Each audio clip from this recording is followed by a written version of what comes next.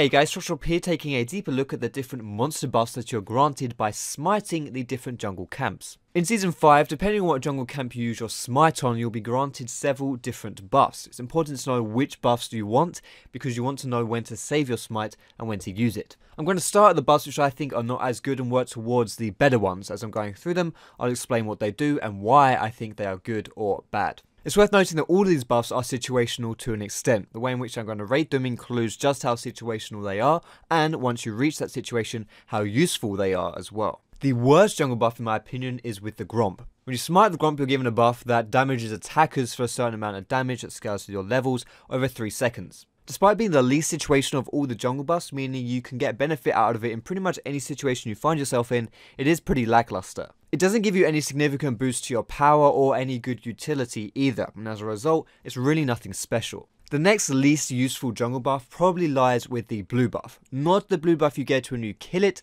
but the benefit you get when you smite it. When you smite it, you instantly regen 20% of your mana, and the reason why this is not so useful is because if you're already smiting and killing the blue buff, chances are you're going to acquire that blue buff yourself, so you don't really need the burst in mana because you're going to be regenerating it in the future. Of course, once you reach a certain point in the game, you're probably going to be donating your blue buff across, but even still, once you reach that point in the game, you're probably not going to have too many mana issues yourself anymore.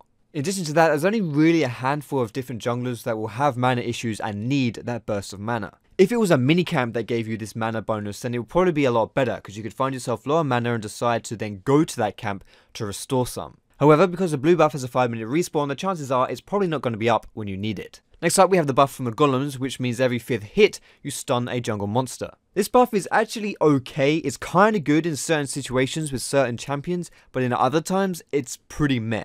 It's decent for auto-attack junglers, think of the people who will be taking Devourer, and it's good for those junglers who have taken attack speed runes too. Outside of that though, it's not very useful for the others, and its tower effect, where if you hit a tower it consumes this buff, but does like 30 bonus damage, is really underwhelming. Next up, the wolves will spawn a spirit that scouts the blue buff area and will chase the first enemy that it sees. This is actually a really good smite bonus if you use it in the enemy jungle, but if you use it in your own jungle, it's pretty much 9 times out of 10 wasted and useless. And the 2 jungle camps with the best smite bonuses is definitely the red buff and the chickens. Again, when I talk about the red buff, I don't mean the actual buff you get when you kill it, I mean the bonus you get when you smite it. Similar to the blue buff, which grants you a burst of mana, you get a burst of health. This heal from the red buff is required by quite a few junglers early on to even survive in the jungle. It even scales quite nicely into the mid and late game because it heals for a percentage of your health, meaning the more health you have with the more items, the more health it will heal. And the best thing about the red buff heal is that every single jungler will benefit from it. The chicken smite bonus will grant you a buff that alerts you whenever you walk near a ward and grant you true vision or oracle's effect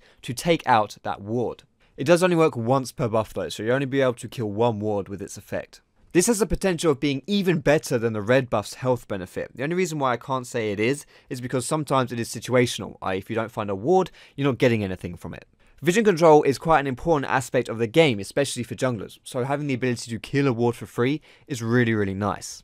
If you counter jungle the chickens, you can stomp enemies' defensive wards in their own jungle. And if you get your own chickens and the enemy's chickens, that's 2 wards that you can kill. Also, don't forget that when you kill wards, you'll be granted gold for them. So essentially, when you smite the chickens and you do stomp a ward, you get extra gold. When you combine this with your sweeper, you can stomp wards with your chicken effect. You can then sweep other wards too, and you're just denying so much vision control from the enemy. So that does it for my opinions on the different buffs and how useful they are. I hope you found this video useful. If you did, feel free to give it a thumbs up. You can subscribe to me for more educational league content. I'm going to be releasing a butt ton of Season 5 jungle content as well. You can find me on Facebook and on Twitter and catch me streaming on Twitch as well. All those links are in the description. But thanks so much for watching this video, guys. I hope you have a great day, and I will see you in my next video.